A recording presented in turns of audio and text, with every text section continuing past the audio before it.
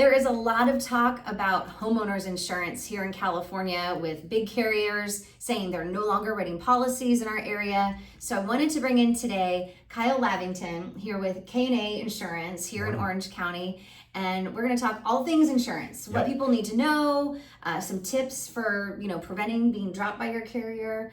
So give me a little background here. So who you used to work for, what you're doing now, and kind of the benefits of working with your insurance agency. Sure thing. So I've been in insurance for about 10 years now, and I was a farmer's agent for 8 of those years. I just recently transitioned over to the independent brokerage side in January 1st of 2024. And I basically did that because I have access to more carriers now. So I'm able to provide my clients with just a lot more options to better fit their needs. Yeah, so when someone comes to you, and you do all different types of insurance, but today we're going to focus on Property, homeowners because that's what we do. So when someone comes to you and they say, hey, I'm buying a house, what do you do? First question is where? Because I got to know if it's near the ocean or near the mountains for fires. And the next thing is who's going to live there, what's the occupancy going to be, because these are all big factors on what type of policy you're going to get, what type of coverages, and what carrier we're going to go with as well. And a big thing in our area, especially down here in South Orange County, a lot of people, if not almost everybody, is in a high fire zone. So that scares people. Like, I'll be at an open house and buyers will come in like, well, can this place get insurance? So what do you tell those folks who are really worried about being in a fire zone? There's insurance for everyone, basically, and if you find the right broker or you have the right agent that can properly kind of do their due diligence and search for you, insurance won't be an issue no matter where you live. And so you're not having an issue with anybody coming to you saying, hey, I need a policy, I was even dropped by somebody. You're able, because you have kind of a whole catalog of options, that it might be more expensive, but people can get insurance. People can get insurance. I just recommend that they start their search early and they don't wait till the last minute. Okay. And then what about prices? Prices. I know it's more expensive. We've all experienced that, but explain, what is the difference between, you're buying a new policy a year ago versus today? What are you seeing for clients? So one thing, just statewide, is premiums are going up. And that's a given. I think premiums will always go up because everything's going up. And just with the events that have happened this year alone already, and the events that have happened last year, insurance is going to go up at the rate that it needs to go up for these insurance carriers to stay in business and to be able to insure these people and also have the money to pay out these claims.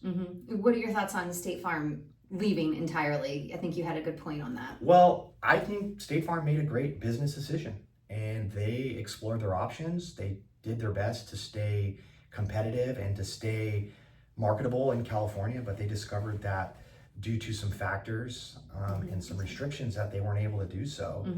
And so they had to stop writing policies, and that just is kind of their model right now until they get back into the green, and then they'll be back. So in the state of California, we have a Department of Insurance, and once kind of everything gets ironed out and they can work out the rate increases or hey, let us do this, you're going to see a lot more carriers re-enter the marketplace. Oh, you think so? Yes. You think more people will come in? Yeah, they're going to come back once they can charge the premiums they have to charge. So you think we'll have more options I believe once they're allowed to increase the rates and that's approved by the Department of Insurance? Yes, so every day for me as a broker, I see more carriers coming in than leaving. Oh, okay. That's interesting, because I think the perception right now is everybody's leaving California, you can't get insurance. They're not. But you're not seeing that. They're not. Now, carriers might shut down in certain areas because they might be oversaturated. And so when you get a decline because of that, you might think, oh, they're not insuring here anymore. But that's not the case. They just can't insure every house in that neighborhood, because if that neighborhood goes up, they lose every single house. So they have zip code restrictions as well. So that would be what they're seeing. They have to be diversified too, just like everyone else, right? They do. And that's interesting. So you're still seeing options. I think that's really good news. And multiple options. Yeah, but like I said, I don't think that's the perception right now. Everyone's very scared, that no one can get insurance, but that's not what you're seeing. And you're doing this every day. Yeah, and I do this every day, and I get 5 or 6 homes a day, just referred over, and we have multiple options, and we generally can send them multiple insurance options, or we'll just send them our best option, up to them.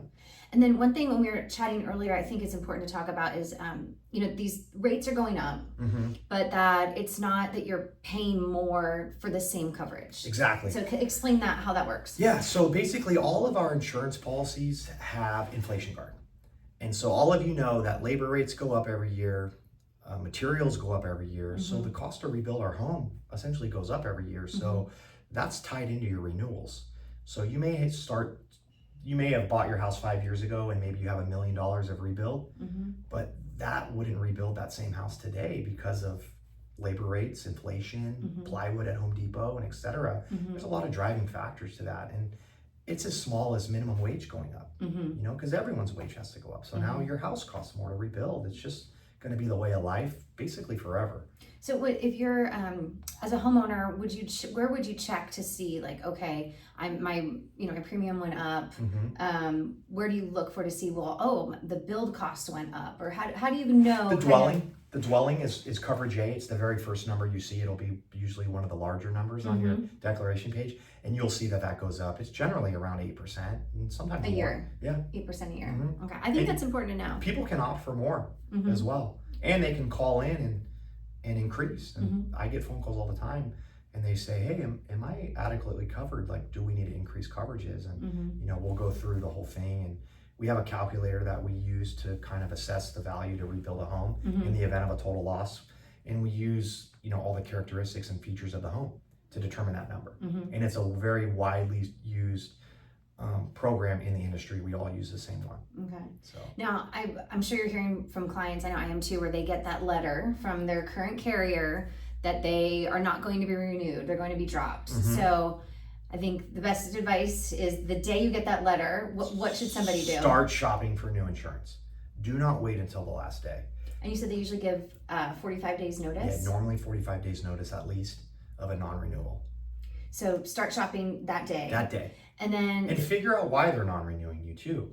Maybe it's something that you can fix, and they'll remove the non-renewal. Do they have to tell you why when they send that letter? Yeah, they normally do. So they're going to give you a letter as to maybe the condition of the property doesn't fit their underwriting guidelines, the location, the status, their appetite.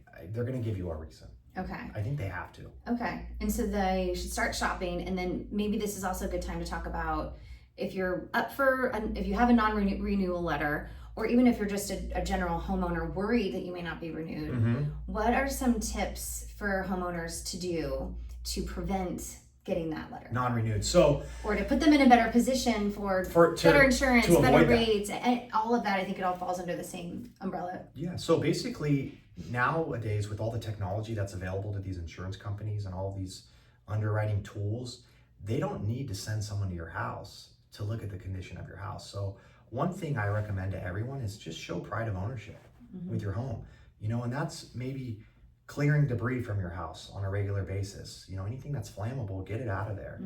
Maybe you get your roof cleaned every couple of years, because they do fly drones over, and if they see a dirty roof, they're gonna assume it's an older roof that has exceeded its lifespan, and they're going to cancel you because of that. And you've heard that actually happening to people, right? All the time. So, because you said you had one client the roof was dirty. Yeah, and algae on it, and then the gutters. And the gutters being filled with leaves. Which, that's something you could easy to do. Yeah, that's a timing thing. Yeah. That could have just been one bad day that they flew over. Right. So, it's just showing pride of ownership. And then the pool, what can you do? The pool, keep your pool filled. Because they do fly drones over there, and if you have an empty pool, that's a big liability issue. So, it's just pride of ownership and keeping your house in the condition that when you bought it. Right. So. And then you also mentioned there are a couple discounts. So let's say, you're obviously everything's going up. What were some things that you can do to improve your house that might help with your pricing? With your prices, yeah. So always, whenever you get your renewal, or if you're not happy with your premium, instead of getting upset, just call your agent, and there's always something that you can do. You can increase your deductible. It's a very easy way to lower your premium. And nowadays, you don't want to lower deductible because you don't want to file a silly claim, because that silly claim would be on there for 5 years.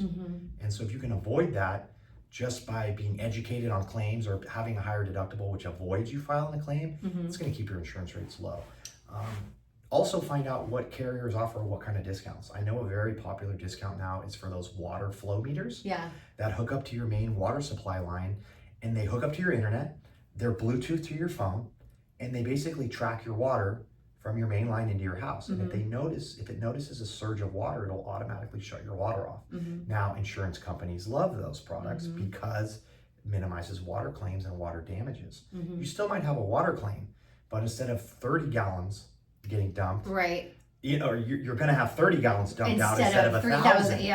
So, you're not coming into 3 inches of water, you're only coming into a couple puddles. And that's something you can call your agent and let them, hey, I got the flow meter, and you'll probably get 10% discount. Yeah. So that's so simple to do. If they don't give a discount, I still recommend it if you can swing it. It's just a nice product to have. I have it. I have young kids. They leave the water on. And it's nice to know. It happens. Those long showers. What's going on? It happens, yeah. Yeah, but if it's an issue, you want to know. Yeah. The other thing that we hear a lot about, especially here in California, is the FAIR plan. And I've definitely heard more negative perceptions of, oh man, the only way I can insure this is through the FAIR plan. It's going to be so expensive. But you're telling me that shouldn't be how we think of it. No. So explain to us the FAIR plan and how it kind of couples with other policies and how that works. Basically, so the California FAIR plan is designed as a last resort insurance. It's for people that are in fire zones or other zones that just can't simply get insurance.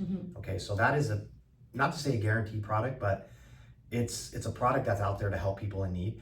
And oftentimes when you combine that with what's called a DIC, difference in conditions policy, whether this comes from farmers or bamboo or whoever's providing it, there's discounts, and it is cheaper than an all-inclusive policy sometimes.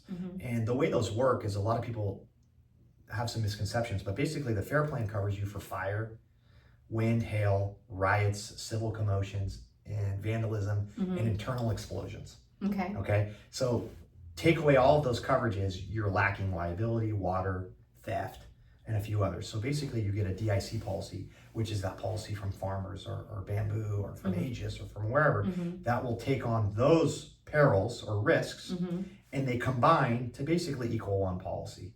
Now, sometimes those policies are cheaper than a full policy from another carrier. It just depends.